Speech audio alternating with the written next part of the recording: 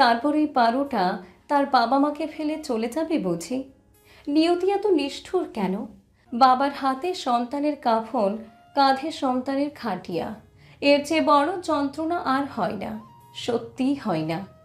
হামিদ হোসেন যখন বুকে পাথর চেপে পারুর মাথায় হাত বুলিয়ে দিয়ে জিজ্ঞেস করেছিলেন পারু তার বাবার কাছে কি চায়, পারু তখন আবদার ভরা কণ্ঠে দীপকে চেয়েছিল। বলেছিল সে দীপের সাথে সংসার করতে চায়, বাবা যেন ওদের সম্পর্কটা মেনে নেয়, যেন রাগ না করে। মেয়ের এরূপ কথা শুনে কান্না আটকাতে পারলেন না পারুর মা। তিনি কাঁদতে কাঁদতে কেবিন থেকে বেরিয়ে গেলেন। পারু অসহায় মুখ করে মায়ের প্রস্থানের দিকে তাকিয়ে থেকে বাবার কাছে ছোট ভাই রাহাতের খোঁজ জানতে চাইলে হামিদ হোসেন মেয়েকে আশ্বাস দিলেন পরের বার ছেলেকে নিয়ে আসবেন। পারু তখন বাবার দিকে তাকিয়ে বাচ্চাদের মতো মুখ করে জিজ্ঞেস করল, তাকে আর কতদিন হসপিটালে থাকতে হবে? সে সুস্থ হবে কবে? তার কি রোগ হয়েছে? মেয়ের কথায় উত্তর দিতে পারলেন না হামিদ হোসেন। এসব প্রশ্নের উত্তর যে ওনার কাছে নেই। হামিদ হোসেন নিজেকে সামলাতে চেয়েও পারছেন না, সামলাতে না পেরে পারুর মাথায় হাত বুলিয়ে কেবিন থেকে বেরিয়ে গেলেন। বাবা চলে যেতেই কেমন করে হাসল পারু।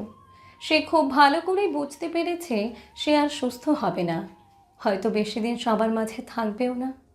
পরক্ষণে ঠোঁটের হাসিটুকু মিলিয়ে গেল। পারু এতদিন পর চোখ মেলে তাকালো, সবাই দেখা করতে এলো। দীপ এলো না যে, ও কোথায়? কখন আসবে? দীপ কি তবে পারুকে দেখতে আসবে না? পারুর তো দীপের জন্য বুক পড়ছে, লোকটাকে দেখতে মন চাচ্ছে খুব।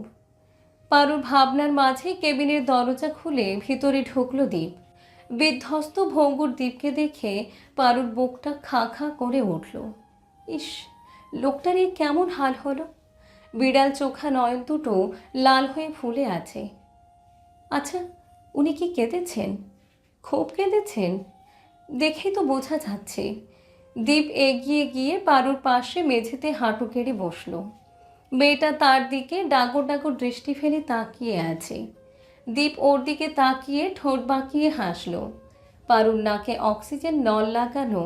দীপ হাত বাড়িয়ে পারুর নাকে টোকা মেরে জিজ্ঞেস করলো, অবাধ্য প্রেমিকার ঘুম ভাঙলা তবে? তুমি এত অবাধ্য কেন পারো? সবসময় আমাকে পড়াও। দীপের ঠোঁটে হাসির রেখা দেখে পারুও ঠোঁট বাঁকিয়ে হাসল। বাচ্চা বাচ্চা মুখ করে আবদার জুড়ে দিয়ে বলল, আমায় একটু তুলে দিবে? তোমার বুকে মাথা রাখবো। দীপ মলিন হাসল। বুকের ভিতরে চলা তোলপাড় দমাতে বহু কসরত করতে হচ্ছে। তবুও নিজেকে ঠিক রেখে পারুর মাথায় হাত বুলিয়ে বলল, বেবি, তুমি তো অসুস্থ, আর একটু সুস্থ হয়ে নাও, তারপর তোমাকে খুব শক্ত করে ছড়িয়ে ধরবো, কেমন? পারু কাতর চোখে চাইল। চোখ জোড়া ছলছল করে উঠল। ক্যানেলা লাগানো ডান হাতটা এগিয়ে দিল দীপের দিকে। হাতটা কাঁপছে খুব, নিতে খুব কষ্ট হচ্ছে। পারুর বাড়ানো হাতটা দীপ আলতো করে ধরে নিজের গালে ঠেকালো। পারু ছলছল করা দৃষ্টি ফেলে দীপের গালে হাত বুলিয়ে কাঁপা কণ্ঠে প্রশ্ন করল, আমার কি হয়েছে খারাপ পুরুষ? আমি কি মরে যাব? আমাদের সংসার হবে না? বিয়ে করব না? বলো না বেবি, আমার কি খুব বড় রোগ হয়েছে? কয়দিন বাঁচবো আমি? দীপের চোখ জোড়াও ছলছল করে উঠল। নিজেকে সামলানো দায়। মেয়েটা এভাবে কথা বলে কেন? এসব কথা বললে দীপ তো ঠিক থাকতে পারবে না। যেই শক্ত খোলসে নিজেকে আবৃত করে রেখেছে তা তো এক লহমায় ভেঙে গুড়িয়ে যাবে। নিজেকে ঠিক রেখে পারুর হাতে ঠোঁট ছোঁয়ালো দীপ। অত্যন্ত আদরী কণ্ঠে বলল, এইসব বলে না সোনা, তোমার কিচ্ছু হয়নি, শুধু একটু মাথা ব্যথা। ব্যথাটা সেরে গেলেই আমরা বাড়ি ফিরে যাব, তারপর সুন্দর একটা সংসার সাজাবো। পারু বাচ্চাদের মতো মুখ করে বলল। বিয়ে করব না। পারুর মুখভঙ্গি দেখে হাসল দীপ। মাথা নুইয়ে পারুর চোখের ভাঁজে চুমু এঁকে দিয়ে বলল, করবো তো, আমরা এক্ষুনি বিয়ে করব। আমরা অনেকগুলো দিন একসাথে বাঁচবো বেবি, একটা সুন্দর সংসার হবে আমাদের। তুমি আমি মিলে রান্না করব, খাবার খাবো, পরিবারের সকলকে রান্না করে খাওয়াবো। আর সেই খাবার খেয়ে মির্জাবাড়ির সকলে তোমার প্রশংসা করবে। পারু চোখ ছোট ছোট করে পড়ল। দীপ এখন মানে আমরা এখানে বিয়ে করব? হসপিটালে কেউ বিয়ে করে? মাথা ঝাঁকিয়ে সায় জানালো। পারুর অক্সিজেন নলটা ঠিক করে দিয়ে গায়ের জামাটা ঠিক করে দিতে দিতে বলল, দীপ মির্জা আর পারমিতা হামিদ করে, আমরা করব এই মুহূর্তে, এখন হসপিটালে বিয়ে করব আমরা, বুঝছো বউ? বউ ডাক শুনে লজ্জা পেল পারু। মনটা সুখে সুখে ভরে যাচ্ছে, তবুও মুখটা একটু মলিন করে বলল, কিন্তু আমি তো এভাবে বিয়ে করতে চাইনি। আমি চাই বাড়ির সবার উপস্থিতিতে বাড়িতে থেকে বিয়ে করতে। এভাবে বিয়ে করব না বেবি। আমি সুস্থ হয়ে নিই, তারপর বিয়ে করি, প্লিজ। দীপ হোস করে নিঃশ্বাস ফেলল, তারপর বোঝানোর মতো করে বলল, তুমি সুস্থ হলেই আমরা জাঁকজমকভাবে বিয়ে করব বেবি। তার আগে এখন বিয়েটা করে নিই। এখন কিন্তু তোমার আব্বু উপস্থিত আছেন, আমাকে প্রত্যাখ্যান করো না জান, প্লিজ। পারু মিষ্টি করে হাসল। কি যে সুন্দর লাগলো হাসিখানা, একদম নজর কাড়ার মতো। দীপ পারুর বালিশে মাথা হেলিয়ে পারুর দিকে তাকিয়ে রইল। তাকিয়ে তাকিয়ে দেখল তার অয়েলি লেডিকে। কিছুক্ষণের মাঝে বিহান কাজে নিয়ে হাজির হবে, তারপর দীপ পারুর বিয়ে হবে। কে বলে দীপ পারুর সংসার হবে না? হবে। বেশি দিনের না হোক, অল্প দিনের জন্য হলেও সংসার করবে তারা। পারুর যত স্বপ্ন ইচ্ছা আকাঙ্ক্ষা রয়েছে সব পূরণ করবে দীপ, সব। এক জীবনে পারুকে যতটা ভালোবাসা দেওয়ার কথা ছিল, তার থেকে 1000 গুণ বেশি ভালোবাসা এই কদিনে উজাড় করে দিবে সে। 23/7/2019। পারু এখন 3 কবুলের সাক্ষী করা দীপের বউ।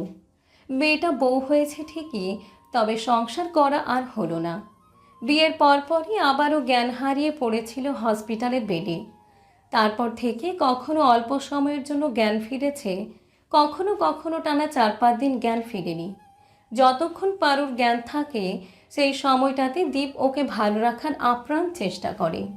আজকেও জ্ঞান ফিরেছে পারুর, একটু আগেই ফিরল। ডক্টর ইদানিং দীপকে পারুর সাথে থাকার পারমিশন দিয়েছে, তাই দীপ সর্বক্ষণ পারুর পাশেই থাকে। পারু চোখ মেলে হালকা গোঙানির শব্দ তুলতেই দীপ হুড়মুড়িয়ে উঠল। পারুর মাথায় আদুরে হাত বুলিয়ে বলল, কেমন লাগছে সোনা? শরীর খারাপ লাগছে? ডক্টরকে ডাকবো? পারু চোখ মেলে তাকালো, তার ঠোঁটে মলিন হাসি।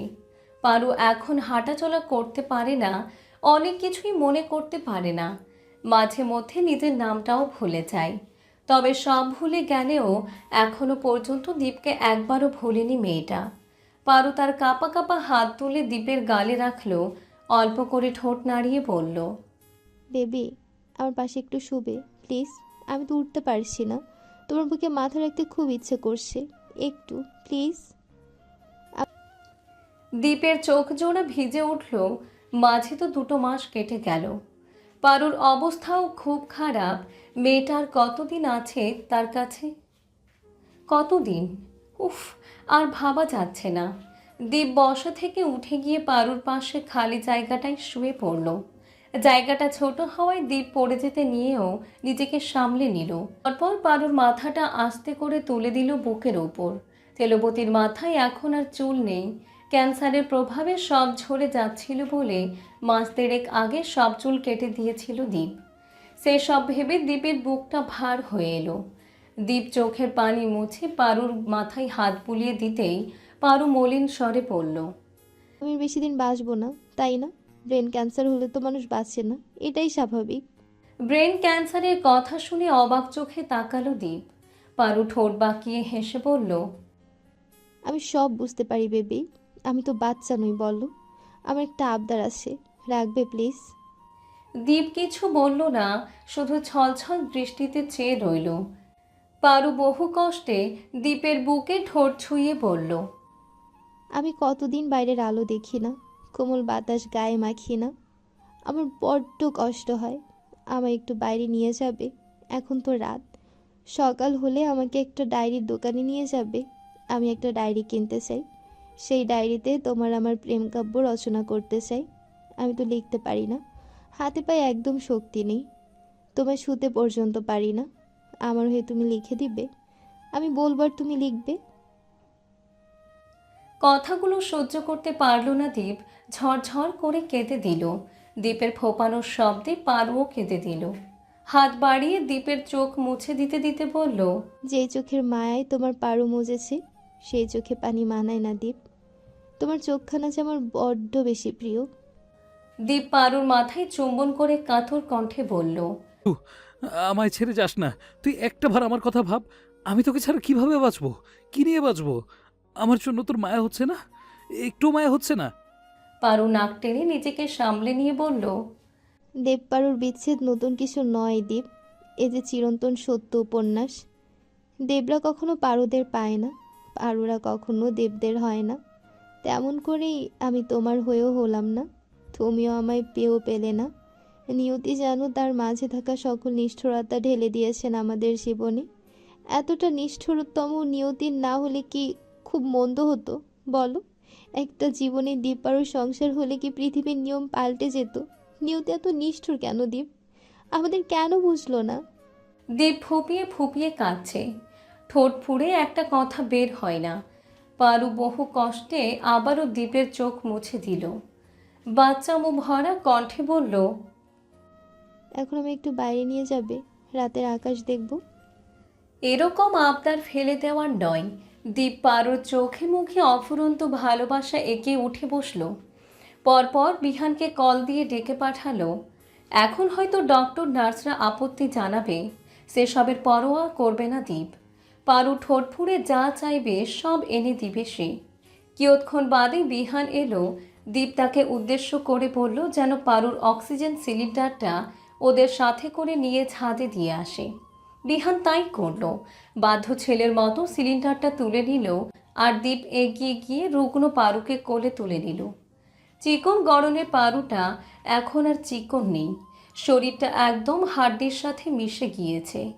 বেরোনোর সময় সত্যি নার্সরা বাধা দিয়েছিল, তবে সেসবকে পাত্তা দেয়নি দীপ। পারুকে নিয়ে লিফটের সাহায্যে হসপিটালের ছাদে পৌঁছালো। নামি দামি হসপিটাল হওয়ায় ছাদে দোলনা, বাচ্চাদের খেলার জন্য অনেক ধরনের রাইড রয়েছে। দীপ পারুকে নিয়ে ছাদের কর্নারে দোলনায় বসলো। বিহান তাদের সাথে এসেছিল। সে অক্সিজেন সিলিন্ডারটা রেখে একবার দীপ আর পারুকে দেখল, পরপর চোখ মুছতে মুছতে নিচে চলে গেল। দীপ পারুর প্রতিটি মুহূর্তের সাক্ষী সে। পারুর প্রতি দীপের উন্মাদনা, আক্ষেপ, আশকারা সবটা জানা তার। এমন একটা জুটি নষ্ট হয়ে যাওয়ার আক্ষেপ তাকেও কুড়ে কুড়ে খাচ্ছে। পারু একদৃষ্টিতে দীপের দিকে তাকিয়ে আছে। ওর কেন যেন মনে হচ্ছে আর বেশিক্ষণ এই মুখটা সে দেখতে পাবে না। খুব শীঘ্রই তার চোখ জোড়া বন্ধ হয়ে যাবে। পারুকে এভাবে তাকিয়ে থাকতে দেখে দীপ প্রশ্ন করল, রাতের আকাশ দেখবে বলে এখানে এসে আমায় দেখছো যে? রাতের আকাশ দেখবে না? পারু দীপের বুকে হালকা চুম্বন করে বলল, ওই আকাশ থেকে যদি জমিন দেখতে পাওয়ার নিয়ম থাকতো, আমি তোমায় প্রতিদিন দেখতাম দীপ। তোমার চোখে চোখ রাখতাম, তাতে কোনো গালি সম্ভব না। এই মুহূর্তে যদি তোমাকে বিশ্বস্ত কারোর হাতে তুলে দিতে পারতাম, মরার আগে আমার আর কোনো আফসোস থাকতো না। দীপ পারুর মুখটা উঁচু করে ঠোঁটে ঠোঁট চেপে বাধা দিয়ে বলল, চুপ চুপ চুপ। এসব বলে না বউ। তোমার কিচ্ছু হবে না, কিচ্ছু না। আমার সোনা, তোর কিচ্ছু হবে না, কিচ্ছু না, কিচ্ছু না। দীপ উন্মাদের মতো বারবার একই কথা বলে যাচ্ছে, যেন সে বারবার বললেই পারু বেঁচে যাবে, ওর কিছুই হবে না। পারু হাত উঁচিয়ে দীপের গালে হাত রাখল। খোঁচা খোঁচা দাড়িগুলো এখন বেশ বড় হয়েছে। লোকটা বোধহয় সেভ করে না। ইস, সবসময় পরিপাটি থাকা দীপ মির্জার এ কি হাল হলো? এখনই এই হাল। পারু যদি মরে যায় তখন দীপের কি হবে? বাঁচবে তো? না না, বাঁচবে না কেন? দীপ বাঁচবে, নতুন করে নতুন মানুষের সাথে বাঁচবে। ইস, নতুন মানুষ, নতুন কেউ দীপের বুকে এভাবে মাথা রাখবে বুঝি?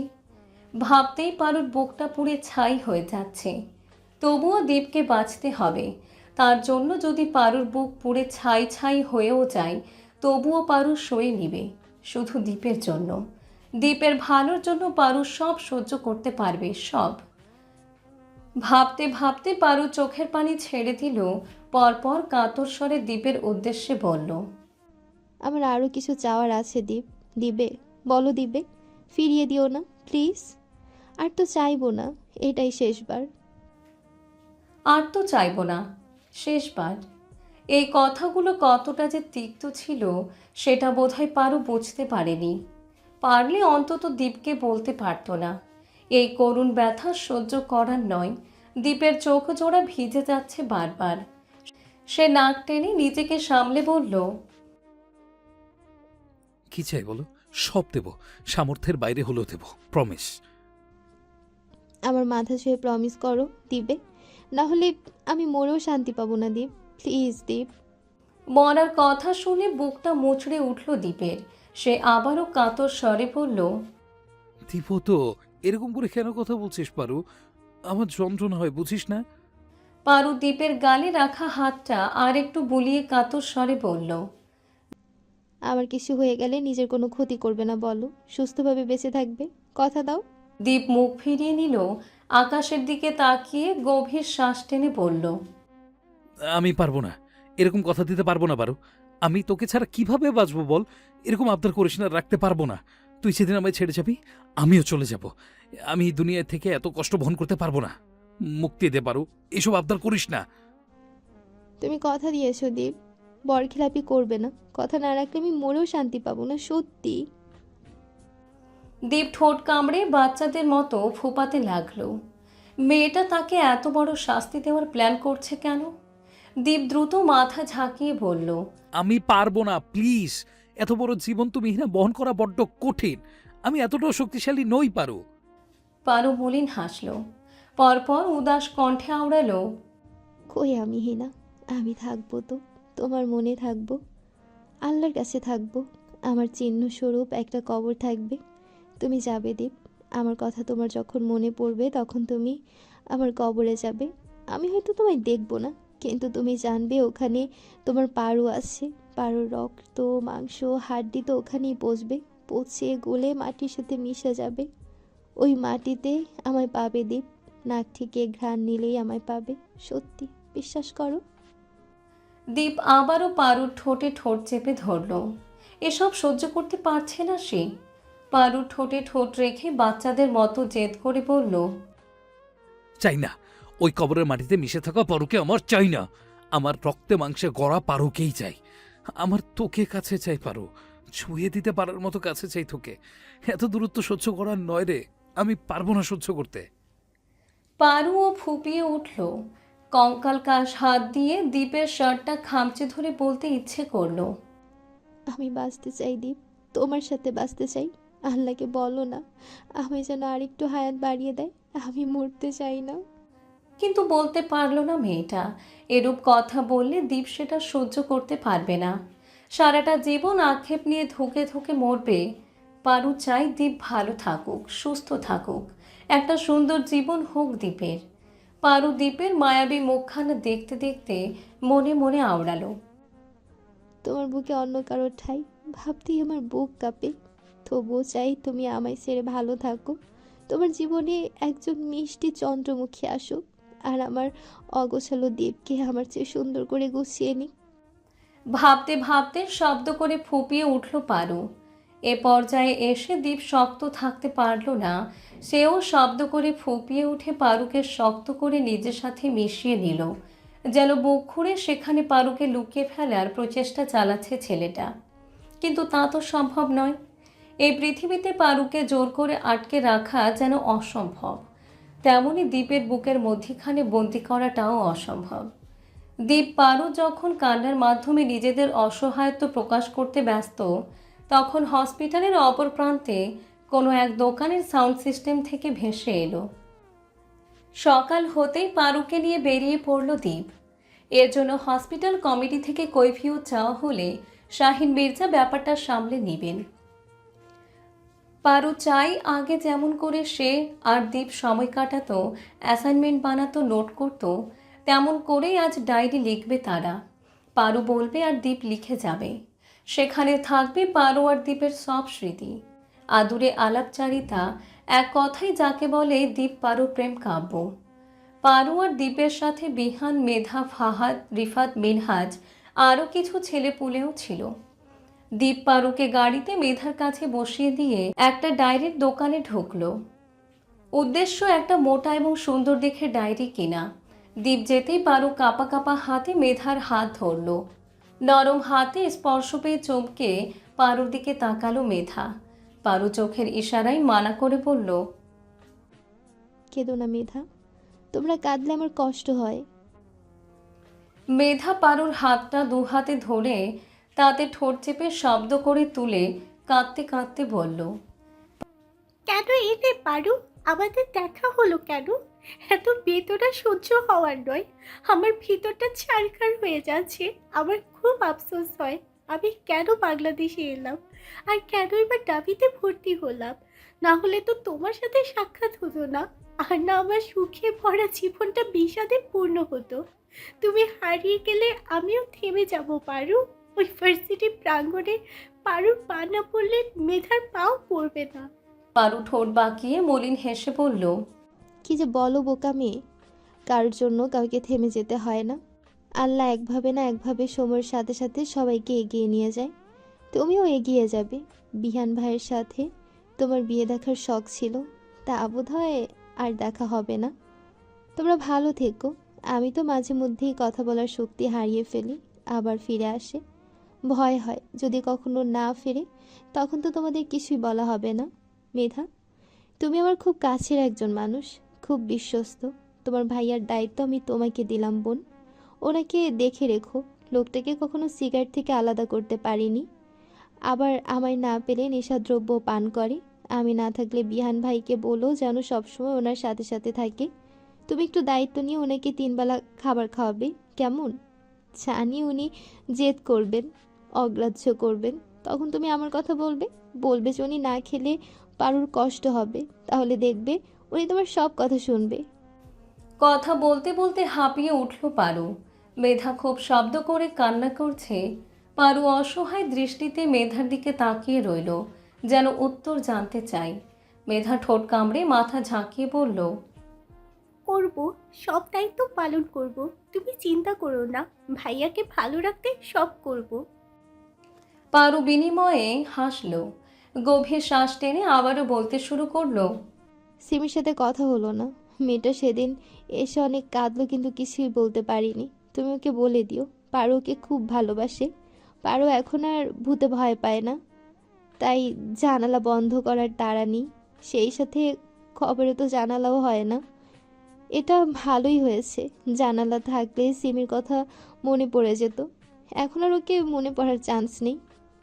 বলতে গিয়ে শব্দ করে হাসার চেষ্টা করলো পারু। ব্যথা আর সহ্য করতে পারল না। সে গাড়ির জানালায় মাথা ঠেকিয়ে কাঁদতে লাগলো। মেয়েটা আজ এভাবে কথা বলছে কেন? যেন আজই সে শেষ কথা বলছে, আর কখনো বলতে পারবে না। বেধার কান্না থামানোর শক্তি পেল না পারু।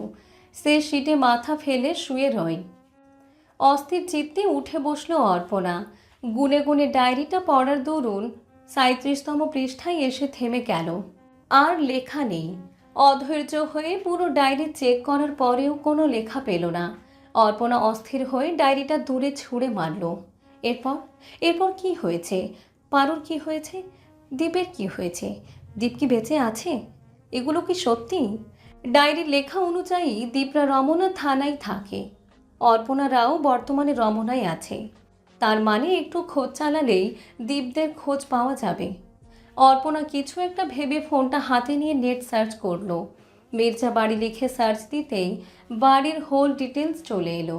এটা 2018 এর একটা আর্টিকেলটা পড়ার পর অর্পণা শিওর হলো এই কাহিনী সত্যি।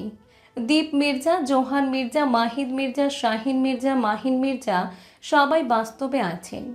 অর্পণা ওদের নিয়ে আর একটু ঘাটাঘাটি করলো। 2020-তে মির্জা গ্রুপে বিজনেস টপ পজিশনে থাকলেও লাস্ট 5 ইয়ার্স তারা 6th পজিশনে রানিং।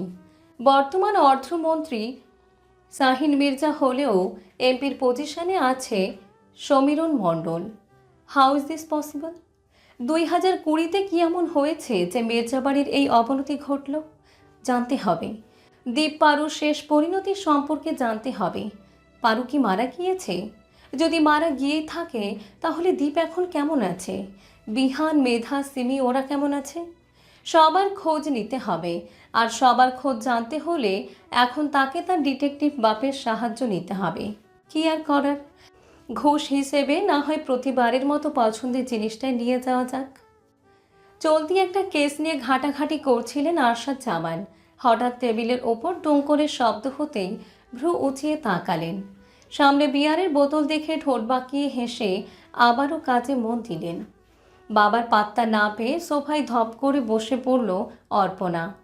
সোফার কুশনটা কোলে নিয়ে টি টেবিলের উপর পা তুলে ক্রস করে বসলো। পরপর হাতে থাকা কিউবটা ঘোরাতে ঘোরাতে বলল, আই গেস ওটা তোমার চাই বাড়ি। আরশাদ জামান আবারও ঠোঁট বাঁকিয়ে হাসলেন। মেয়েটা বারবার এমন করে, কোনো কিছু চাওয়ার হলে সাথে করে বিয়ার নিয়ে আসবে, এটাই তাদের মধ্যেকার লেনদেন। অর্পণা তার পাপ্পাকে বিয়ার খাওয়ার অনুমতি দিবে আর পাপ্পা তার বিনিময়ে অর্পণের ইচ্ছা পূরণ করবে। প্রতিবারের ন্যায় আরশাদ জামান মেয়ের দিকে তাকিয়ে প্রশ্ন করলেন, বিনিময়ে তোমার কি চাই? অর্পণা কিউবে প্যাচ লাগিয়ে সেটা মিলাতে মিলাতে বলল, আই নিড সাম ইনফরমেশন। কার সম্পর্কে? মির্জা বাড়ি। হঠাৎ? No comments. বাদিকে না, বলো। পাপাকে অন্তত বলো। পাপাকে কেউ বিয়ার দেয়? বলবে না? নো, বলবেই না? No chance. ওকে, বলো, কি জানতে চাও? মাহিদ মির্জা, শাহিন মির্জা। মাহিন মির্জাকে চেনো? পরিচিত মানুষগুলোর নাম শুনে ভ্রু কুঁচকালেন আরশাদ জামান। মেয়ের দিকে তাকিয়ে সন্দেহ কণ্ঠে বললেন, শাহিন আমার ফ্রেন্ড। হঠাৎ ওদের বিষয় নিয়ে জানতে চাচ্ছ কেন, প্রিন্সেস? নো কমেন্টস পাপা। এই মুহূর্তে আমি আমার বাড়ির সাথে কথা বলছি। আপাতত তুমি আমার পাপা নও, আমিও তোমার প্রিন্সেস নই। আমায় জাস্ট ইনফরমেশন দাও। আরশাদ জামান মুচকি হেসে বললেন, ওকে, বলো, কি জানতে চাও? শাহিন মির্জা যদি তোমার ফ্রেন্ড হয় তাহলে ওনার পরিবার সম্পর্কে তো তোমার জানার কথা। ওনার বিষয়ে জানো? কার বিষয়ে জানতে চাও? অর্পণা এবার একটু সিরিয়াস হলো। হাতের কিউবটা টি টেবিলে রেখে শান্ত স্বরে বলল, 5 বছর আগেও মাহিদ মির্জা বিজনেসে টপ ছিলেন, অথচ বর্তমানে ওনার অবস্থা টপ 1, 2, 3 কোনোটাতেই নেই। শাহিন মির্জা এখনো অর্থমন্ত্রী আছেন, বাট মাহিন মির্জা এবার রমনার এমপি পদ পেলেন না কেন? মানে গত 10 বছর তো উনিই এমপি ছিলেন, এবারে জনগণ ওনাকে কেন ত্যাগ করলেন তাহলে? আরশাদ জামান কিছুটা ভাবুক হলেন। পরপরই জিহবা দিয়ে গাল ঠেলে বললেন, সবই রাজনীতির চাল আম্মু। 6-7 বছর আগে মাহির ভাইয়ার ছেলে আর শাহিনের ছেলে সম্মিলিতভাবে রাজনীতি পরিচালনা করত। তখন তাদের অবস্থান বেশ রমরমা ছিল। মাহিদ ভাইয়াও বিজনেসে বেশ ভালোই পারফরমেন্স করতেন, কিন্তু মাঝে কোনো একটা অ্যাক্সিডেন্টে তাদের পতন শুরু হয়। 19 সালের মাঝামাঝি সবটাই ঠিক ছিল, কিন্তু এরপর থেকে মির্জাবাড়ির আগের সে দাপটটা আর খুঁজে পাওয়া যায়নি। অন্য জায়গায় পোস্টিং হওয়ার ফলে 19 থেকে 22 তোমাকে নিয়ে আমি পুরোটাই সিলেটে ছিলাম। তারপর থেকে ওদের সম্পর্কে খোঁজ নেওয়া হয়নি। শাইনের সাথে এই মাস 2-1 আগে দেখা হলো। কথায় কথায় জানতে পারলাম সে কোনোভাবে মন্ত্রীর পদ বহাল রাখতে পারলেও মাহিনের এমপির পদটা হাতছাড়া হয়ে যায়। লাস্ট ইলেকশনে তো এ নিয়ে বেশ মারামারিও হয়েছিল। তুমি তো শহর কিংবা দেশের খোঁজ খবর রাখো না, তাই কিছুই জানো না। একজন ডিটেকটিভের মেয়ে হয়েও তোমার এই চলাফেরা আমাকে হতাশ করে, প্রিন্সেস। অর্পণা আবারও সোফায় গা এলিয়ে দিল। মনের মাঝে প্রবল উত্তেজনা থাকলেও বাবার দিকে তাকিয়ে বাঁকা হেসে বলল, ইউ নো পাপা, আমি প্যারা নেয়া একদমই পছন্দ করি না। এই জন্য এখনো আমি আনম্যারিড। আরো 30-40 বছর আনম্যারিডই থাকবো, তারপর বিয়ে করবো কিনা ভেবে দেখবো। আরশাদ জামান ভ্রু চুলকে কাজে মন দিয়ে নাটকীয় ভঙ্গিতে বলল, থাক মা, আপনার বিয়ে শাদী করতে হবে না। আপনি জনম জনম ধরে পাপ্পার প্রিন্সেস হয়ে থাকবেন। এখন বলুন, আপনার আর কিছু জানার আছে? নো, বাট আমার কিছু চাই। কালকে আমাদের পঞ্চমূর্তির জন্য একটা অ্যাপয়েন্টমেন্ট সেট করে দিতে হবে। হোয়াট? বিহান মির্জার। আই গেস উনি বর্তমানে গুলশান আছেন। এত বড় বিজনেসম্যান হয়ে কারো রেফারেন্স ছাড়া আমাদের সাথে সাক্ষাতে আসবে বলে তো মনে হয় না। I need your help papa.